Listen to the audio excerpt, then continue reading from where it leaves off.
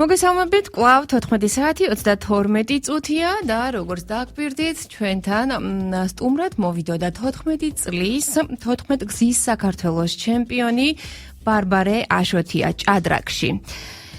ის ჩვენთან არის უკვე და მისი ხმა სულ რამდენიმე წამში გაჟღერდება.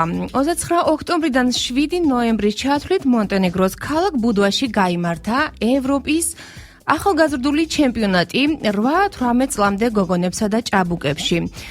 საქართველოს დელეგაცია 24 მოჭადრაკით იყო წარმოდგენილი დავით ჯოჯუას ხელმძღვანელობით. 16 წლამდე გოგონებში 9-დან 7 ქულით მეორე-მეოთხე ადგილები გაიყო და კოეფიციენტით მეოთხე ადგილი დაიკავა ანასტასია კირთაძე, რომლის მოწვევაც ასევე ძალიან მინდა. ჩემთან პირდაპირ ეთერში და მედლის მოპოვებასთან ძალიან ახლოს იყვნენ ბარბარე აშოტია და მარიამ რეხვიაშვილი. საბოლოოდ ბარბარე მე-6, ხოლო მარიამი მე-11 ადგილს დასჯერდა. მაშ ასე ძვირფასო რადიო მსმენელებო, ბარბარეს ხმა მინდა უკვე გაჟღერდეს. მოგესალმებით, ჩემო კარგო, როგორ ახარ ბარბარე? მოგესალმებით, მადლობა მინდა გადაგეხადოთ მოწვევისთვის და ყურადღებისთვის. ძალიან დიდი მადლობა. გილოცავ წარმატებას. შენ იყავი უკვე მეორედ, ხო?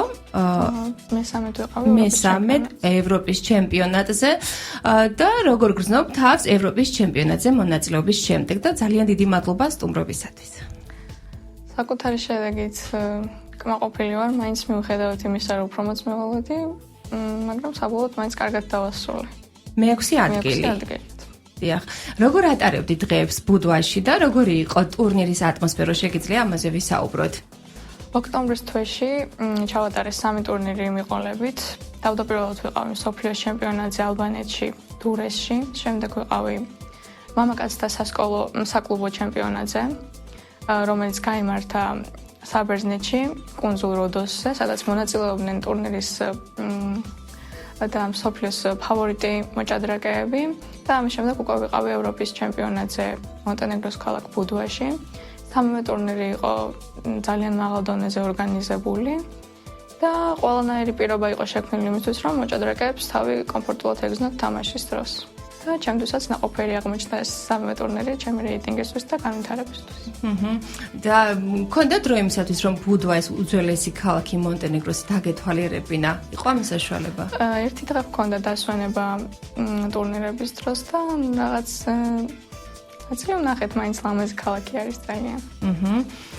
და აი ამ დღეებიდან რომ გაიხსენო შენი პარტიებიდან ყველაზე რთული, ყველაზე წარმატებული და ასამახსოვრებელი პარტია რომელი იყო?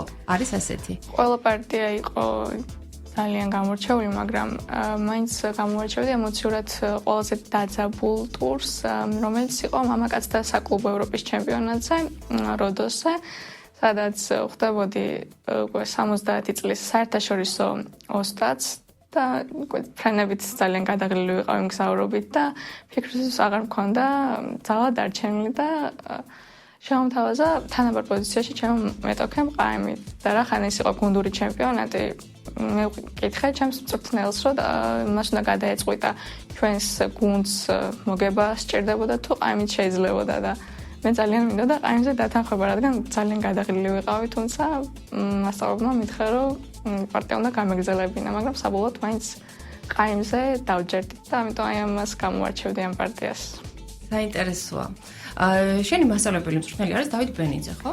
დავით ჯოჯუა და დავით ბენიძე. ორივე. და რას ნიშნავს მათი მხარდაჭერა შენთვის? ძალიან ბევრს აკეთებენ ისინი ჩემთვის, მთელს გულს და სულს დებენ ჩემი მეცადინეობის დროს. გამხნევებენ?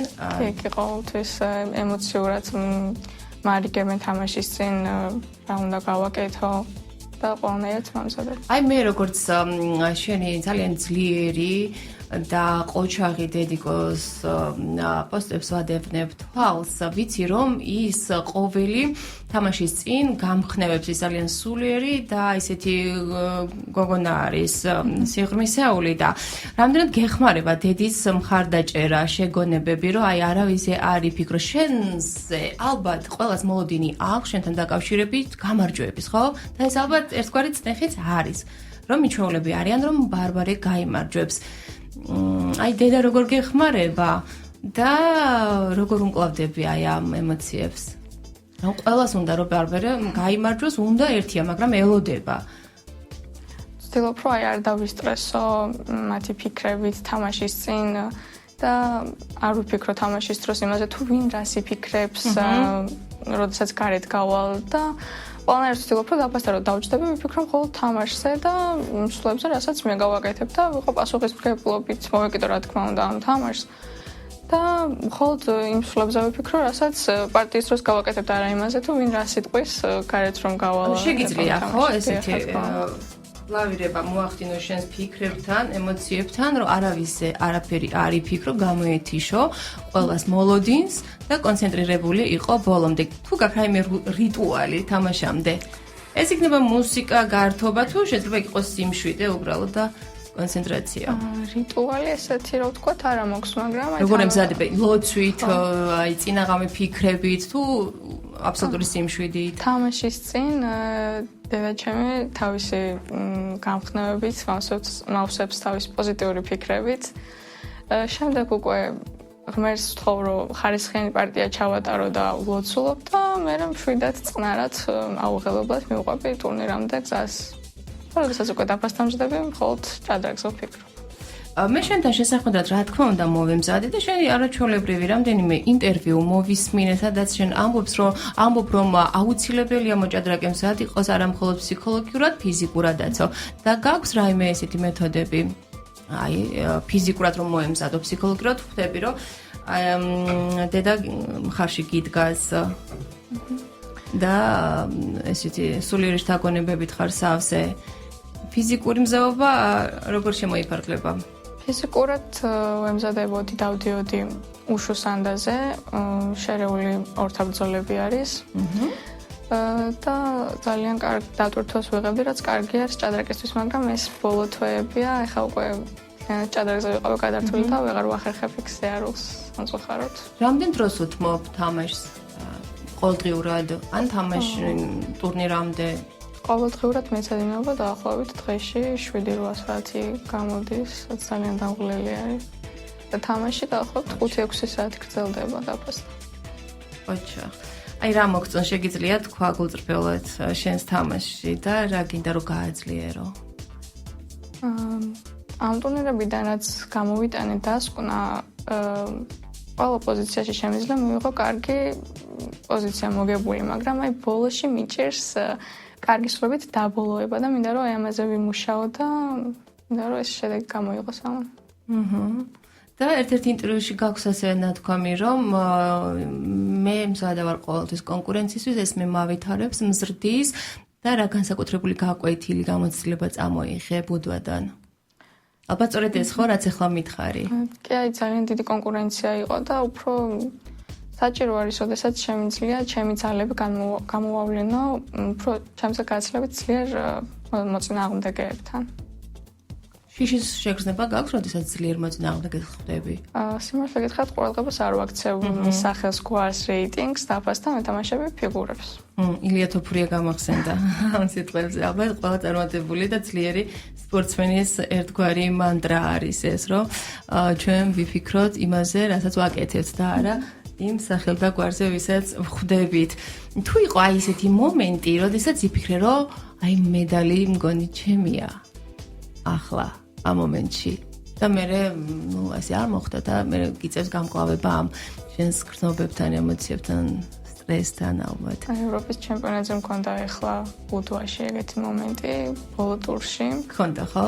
შემეძლო სამეულში გავსულიყავი, გამეყო მესამე მეხუთე ადგილი თუ ბოლო ტურს მოვიკებდი, მაგრამ სამწუხაროდ იმ მოგებულ პოზიციაში კარგად ვერ შევაფასე რაღაც პოზიცია და სულების გამორებით შევთანხმდით ყაიმზე და ეს რომ ბოლოს გავიაზრე რომ უკვე მედლის შანსი მქონდა და ეს გავკარგე შესაძლებლობა, რა თქმა უნდა ძალიან ემოციური იყო, მაგრამ რას ვიზამთ. ყველაფერი წინ არის. შენ ძალიან წარმატებული ხარ, 14 გზის ჩემპიონი, 14 წლის ადამიანი, საქართველოს ჩემპიონი. შენ საკუთარ სტილს როგორ დაახასიათებდი? შემტევი ხარ უფრო თუ ისეთი მშვიდი და მშვიდად ასრულებ შენს გეგმას? ჩემი სტილი უფრო არის შემტევი, მაგრამ მოწინააღმდეგეების მიხედვით ვარჩევ, ვისთან როგორი სტილით ვითამაშებ, რადგან არის აი ზოგიერთი პირდაპირ მოდის ყაიმზე თამაშობს. აი მქონია შემთხვევები, რომ დაფასთან გამომიცნია თამაშის დროს, რაზე არის ჩემი მოწინააღმდეგე მომზადებული და დაფასთან შემიცვლია ეს ჩემი სტრატეგია, როგორ დავალაგებ ფიგურებს და რა სტილში ვითამაშებ. ესე იგი რა მაგარი რაღაც მითხარი შემიძლია გამოვიცნო რაზე არის მომზადებული. აი ეს უნარები რაც მოგცა ჭადრაკმა, როგორ იყენებ გადგებას ყოველდღიურ ცხოვრებაში? სწავლაში, ურთიერთობებში? სწავლაში კი როგორ ჭადრაკი მაინც ამითარებს გონებას და ხვდები რაღაცებს, ხო? შემიძლია რომ რაღაცები დავიმახსოვრო, დიდი მოთხრობები იქნება თუ მეხმარება ესეთ რაღაცებში. როგორ ახერხებ ჭადრაკის ეს აქტიურ ცხოვრებასთან ერთად სწავლას? აი რომელია შენთვის ყველაზე საინტერესო საგანი?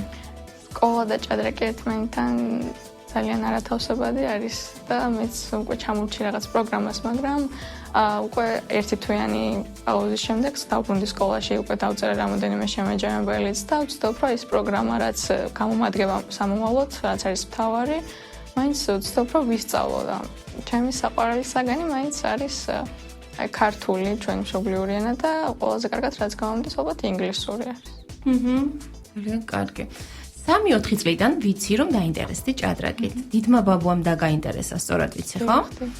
და 5 წლიდან უკვე პროფესიულ დონეზე დაინტერესდი. 7 წლამდე ასაკში პირველად გახდი საქართველოს ჩემპიონი და აი მაშინ ჩემი სტუმარი იყავი, პატარა ბარბარე აშოტია იყო. ჩემთან იმავე ადგილას, ამავე სტუდიაში ჩვენ საუბრობდით მის წარმატებაზე. და ეხლა უკვე 14 გზის საქართველოს ჩემპიონია ბარბარე და მე მაინტერესებს აი ეს გზა რომ გაიხსენოს, ყველაზე რთული რა იყო მისთვის და მაინც პირველად ბაბუამ აღმოაჩინა შენში ეს ნიჭი თუ უბრალოდ გეთამაშებოდა ის და შენ თქვი რომ აი მე ამის ნიჭი მაგ და შემიყვანეთ ჭადრაკზე.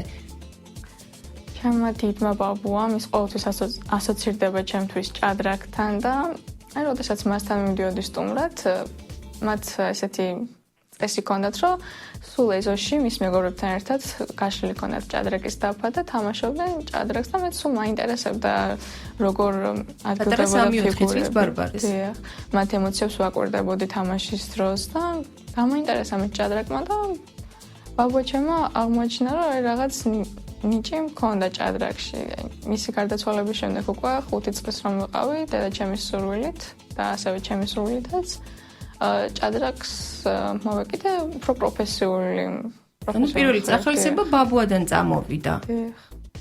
და რა იყო ყველაზე რთული პატარა ბარბარესთვის ჭადრაკში? მაშინ ალბათ ყველაფერი მიჭირდა და 8-9 საათი მუშაობდი დაფასთან, რომ ეს ყველაფერი მესწავლა და ეხაც ბევრი რამ მაქვს სასწავლი კიდევ და განსავითარებელი.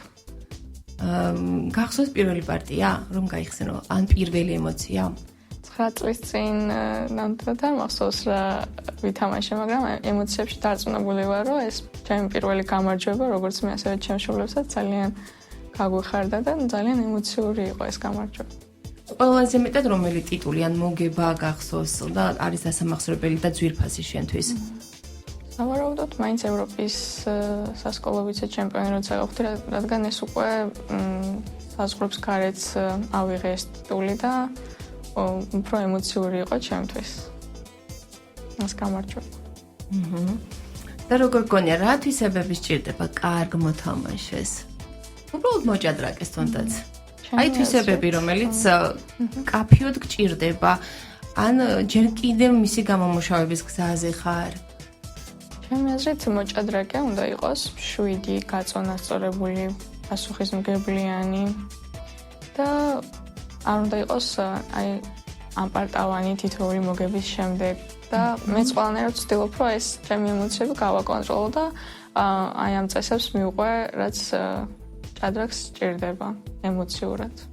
დედაზე არ გვისაუბრნია, კარგად და მინდა რომ ვისაუბროთ თუ წინააღმდეგი არ იქნები. მე ვფიქრობ, რომ თითოეული ბავშვი, შენ ხომ ჯერ ბავშვი ხარ, მოზარტი წარმატების უკან დგას პირველ რიგში დედა, მამაც რა თქმა უნდა, მაგრამ დედას რომ ძალიან დიდი რწმენა აქვს შრომასთან და სხვადასხვა რესურსებთან ერთად ჩადებული თავის შვილთან მიმართებაში, ამხელა ალბათ მაინც არავის რა სიტყოდი დედაზე, რას ნიშნავს მისთვის შენი ეს წარმატებები, ამხელა ამბავი, რომ 14 გზის საქართველოს ჩემპიონი ხარ, თვლის დარწმუნებული ვარ საკუთარ გამარჯვებადაც, აი ამ გამარჯვებას, იმიტომ რომ ეს არ არის იავარდით მოფენილი გზა, ხო? აქ ძალიან დიდი შრომაა ჩადებული, ძალიან ბევრ რაღაცაზე უარის თქმა და დაუოკებელი ჟინი იმისა, რომ ასახელო შენი ქალაქი, ქვეყანა და რომ ბარბარე აშოთია ეს სახელი და გვარი რაღაცას ამბობდეს. ამაში რა ვიცი, ტიტანური შრომაა ჩადებული. და ჯერ კიდევ წინა გაქვთ ყველაფერი და დაუზარლობას და შრომის უნარიანობას და მიზანსწრაფულობას ვხედავ თქვენს დუეტში, რაც ჩემთვის არის ძალიან დიდი мотиваცია, რომ ესეთი დედები არსებობენ, რომლებსაც უფასდებათ შრომა და რომლებიც არ იღლებიან არასოდეს. რა სიტყვი დედაზე? დედა ჩემი არის ჩემი პირველი გულშემატკივარი და არის პირველი ადამიანი, რომელსაც გაუხარდება ჩემი წარმატება. რომ არ ყოფილიყო ის არ ვიცი ჭადრაკში აქამდეც თუ მოვიდოდი, იმიტომ რომ არ არის მხოლოდ ფინანსური პრობლემები, არის რაღაცები, რასაც ჭირდება უფროსის მიერ მოგვარება, რასაც ბავშვი მხოლოდ ვერ გაართმევდა თავს და რომ არ ყოფილიყო დედა ჩემი, მართლა აქამდე ვერ მოვიდოდი. ემოციურად სულ მხარში გიდგას დარწმუნებულება, რომ არ დანებდე. გქონია ისე მომენტები, რომ აი დანებება გდომებია. ალბათ ყოფილა რა. კი, როგორ ბევრჯერ ყოფილა, რაღაც წაგების შემდეგ, რომ მე ჭადრაკს აღარ ვითამაშებ და დედა ჩემი იყო ის, ვინც ყოველთვის მეუბნებოდა, რომ მე რა ეს წაგება ერთია და შემდეგ ხო, აი მაინტერესებს. ყველს ჭირდება თითო ესეთი ადამიანი, ხო, ვინც გვეტყვის, რომ არ დანებდე. ის, რაც გამოგდის, ის რაც ზუსტად ვიცი, რომ კარგი იქნები იმ სფეროში და დედა ალბათ ყველაზე კარგად გრძნობს იმას, რასაც გეუბნება და სჯერა, იმისი რომ არ უნდა დანებდე. და კიდევ მაინტერესებს თუ გიგრძნია რომ ჭადრაკი, მოჭადრაკეობა გეხმარება ემოციების მართვაში. დღეს არის თითქოს აი ეს პრობლემა მოზარტებში, ემოციური დისბალანსი შეიგრძნობა ყველგან, ყველაფერში, უჭირთ მართვა ემოციების. შენ ძალიან მშვიდად გამოიყურები, რამდენჯერაც შეგვედრი ვარ და მინახი ხარ. ჩემთვის ერთ-ერთი მშვიდი მოჭადრაკე ხარ. შინაგანადაც ესეთი გაწონასწორებული ხარ? ჭადრაკი გეხმარება თუ შენ ეხმარები ჭადრაკს, შენი თანდაყოლილი თვისებები? ჭადრაკმა მოიტანა ეს ჩემს სიმშვიდე და გაწონასწორება. რო არ შესულიყავ ჭადრაკში, არ ვიცი ხა როგორი ემოციური ადამიანი იქნებოდი და ამიტომ ეს ჭადრაკი მან გაგზავნა როგორც მშვიდი დაბალანსებული ადამიანი. რომელ დიდოსტაც აფასებ ყველაზე მეტად და რატო? მაგნუს კარლსენი არის აი ყველაზე წარმატებული მოჭადრაკე საერთოდ ჭადრაკის ისტორიაში. რითი, რატო? მხრივ განვითარებული იქნება ეს დებიუტი, შუა თამაში თუ ენდშპილი, აი ყველაფერში არის საუკეთესო და ნომერ პირველი მოჭადრაკე არის მთელი ჭადრაკის ისტორიის მანძილზე. დავით ბენიძეს და დავით ჯოჯოას ხომ არ ეტყოდი რაიმე აქედან? მადლობა მინდა გადავუხადო ჩემს თითოეულ მასწავლებელს, რომელსაც აი რაიმე წვლილი აქვს შეტანილი ჩემს წარმატებაში და ალბათ როგორც საკუთარი შვილის გამარჯვება, ისე უხარიათ. კი, მათგან არ ვსწავლობ მხოლოდ აი ჭადრაკის თამაშს, ვსწავლობ მათგან ადამიანობას, თვითონ ვაკვირდები როგორ საუბრობენ და მასწავლიან და მზადნიან კარგ ადამიანად. შენ როგორ ხედავ საკუთარ თავს მომავალში, ბარბარე? მინდა რომ მომავალში გავყვე ჭადრაკს, ჩემი მასწავლებლების მსგავსად, მეც ალბათ ჭადრაკის მასწავლობას დავჯერდები საბოლოოდ. ისე წინასწარ არ ვიცი კიდე რა დარაბა. ისწავლებია ისე თანატოლისთვის ან პატარასთვის, ვინმესთვის ბავშვისთვის ჭადრაკი. ქონია ამის დარწმუნებული ბევრი გეუბნება, ჩემი შვილიც დასდევს ხოლმე ესე ბავშვებს და მასწავლებს ჭადრაკი. ჯერჯერობით არ იცის და აინტერესებს. ჩემი პირველი მოსწავლე იყო ჩემი პატარა დაიკო. თეკლა ხო? დიახ, თეკლა. ძალიან საინტერესო არის ბავშვებთან მუშაობა და ჩემს და უნდა გამიჭირდეს მომავალში. დღესდღეობით ძალიან პოპულარული ხდება ეს სპორტის სახეობა. ფედერაციას, ჩვენი საქართველოს ჭადრაკის ფედერაციას ზრუნავს იმაზე, რომ უფრო დაინტერესება გამოიწვიოს ბავშვებში, შემოიღეს სკოლებშიც ეს ჭადრაკის პროგრამა და მგონია, რომ ეს ძალიან წარმატებას მოუტანს და კარგი იქნება სახალი თაობისთვის. ჩემი გოგონაც პირველ კლასში არის და სწავლობს ჭადრაკს სხვა საგნებთან ერთად და ძალიან მიხარია. ძალიან დაინტერესებული არის და ნახოთ რა იქნება.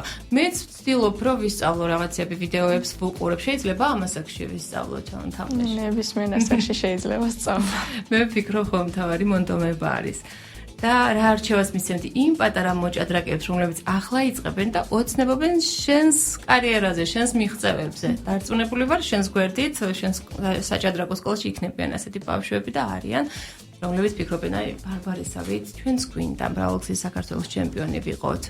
მასავით ბევრი ვიშრომოთ დღეში 5-6 საათი ხო, როგორც მითხარით, მეტიც.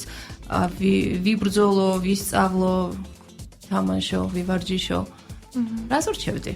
მოთმინების უნარს ალბათ. თავარია რომ ბევრი იშრომონ, თავარია რომ თვითონ უნდოდეთ ჭადრაკის სწავლა და თამაში. ბევრი იშრომონ იმუშაონ თავიანთ თავთან, თავიანთ ემოციებთან და ერთი მარცხის შემდეგ არ დანებდნენ და არ თქვენ რომ ჭადრაკის თამაში აღარ მინდა და მაინც გააგრძელონ წინსვლა და მუშაობა. ხშირად ხდება ალბათ ხო რომ მარცხის შემდეგ ბავშვები ნებდებიან. კი. ალბათ ყველა პატარას უნდა რომ სულ გაიმარჯვოს. საკუთარ თავთანაც მაქვს გამოცდილი მსგავსი. რაშიც დედა გეხმარება რომ არ დანებდე. და მადლობა დედას ამისათვის. ძალიან მიყვარს, ძალიან ვაფასებ, როგორც პირველ რიგში მებრძოლ ქალს, რომელიც გვერდში უდგას თავის შვილებს.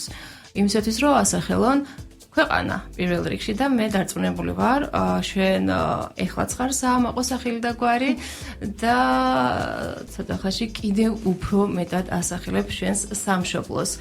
ძალიან დიდი მადლობა. ძალიან დიდი მადლობა იმისათვის, რომ არ ყრიფ არხმალს, იმისათვის, რომ წინ მიიწევ, იმისათვის, რომ ხარ მაგალითი ჩემი შვილებისთვის, მე ჩემ შვილებს გავაცანი შენი თავის შორიდან და ისინი მოისმენენ ამ გადაცემის ჩანაწერს აუცილებლად და ბევრი შენნაირი ბავშვი მინდა მოვიყვანო ჩემთან სტუდიაში და ჩემი მთავარი მისია თითქოს ეს არის, რომ შენსავით მიზანსწრაფულებს ინტერესიან ბავშვებს, რომის მოყარე ბავშვებს დავუთმო ჩემი საქმიანობა. და არა მარტო საქმე, ცხოვრებაც. და ძალიან დიდ წარმატებას თქვენ ასეთი ყურადღებისთვის. ძალიან მიყვარხარ, ძალიან გაფასებ და მთელი გულით მჯერა, რომ შენ არასდროს ფარხმალს არ დაყრი და ვინაიდან გაქვს ძალიან დიდი ნიჭი, მონაცემები და ოჯახის დიდი მხარდაჭერა. და ასევე მასწავლებლების ძალიან დიდი იმედი მაქვს ამისი. უღრმესი მადლობა ბარბარე და მე ვფიქრობ, რომ ჩვენ ისევ შევხვდებით ბევრჯერ ამ სტუდიაში. შენ რა სიტყვი? მეც ასე ვფიქრობ. და მეც მისურვე წარმატებები რაღაცებს რომ ვწვალობ და ვიდეოებით ვცდილობ რომ ვისწავლო, რომ ჩემ შვილებს ვეთამაშო.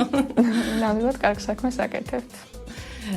დიდი მადლობა. ფემშვიდობები ბარბარე აშოტიას, 14 გზის ჩემპიონ საქართველოსა და ის ფაქტი მინდა აუცილებლად 14 რიცხვი რომ შემთხვევით რაღაც საკრალური არის ეს მინდა გავიხსენოთ როგორ არის 14 მაისს შენ გახდი 14 წლის და იმავე დღეს გახდი ხომ 14 წლის ჩემპიონი გჯერა ციფრების რიცხვების როგორ შეიძლება არ გჯეროს არა არ დანიშნულება ამას არანაირი არა მე კიდე მჯერა და ვფიქრობ რომ 14 შემთხვევით რაღაც იდუმალი რიცხვია წარმატებები ჩემო კარგო დღე 17 ნოემბერია და მადლობა ამ 17 ნოემბრისთვის. მას ასევე მშვიდობები ბარბარე აშოტიას მომავალ შეხვედრამდე. გადაცემასაც დასრულებულად ვაცხადებ ძვირფასო რადიო მსმენელობო და მე კვლავ შემოგერთდებით 4 შაბათს 10 საათს. ეს იყო რადიო ძველი ქალაქი, გადაცემა გზა და გზა.